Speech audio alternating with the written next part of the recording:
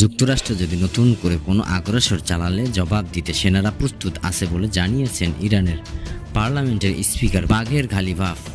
ইরানের সঙ্গে আলোচনায় অচল অবস্থা তৈরি হওয়ার পর মার্কিন প্রেসিডেন্ট ডোনাল্ড ট্রাম্প বেশ ক্ষুব্ধ হন।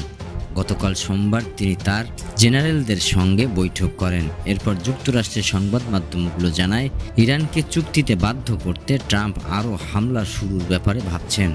এমন পরিস্থিতিতে ইরানের পক্ষ থেকে হুঁশিয়ারি বাক্য উচ্চারণ করা হলো।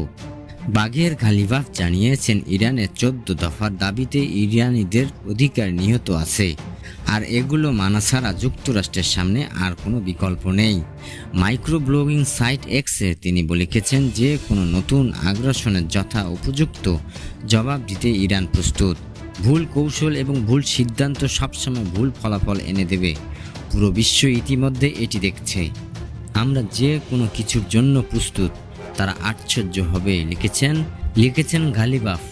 ইরানের স্পিকার আরও বলেছেন, অন্য কোনো পদ্ধতিতে সফল হবে না, বরং একের পর এক ব্যর্থতা আসতেই থাকবে।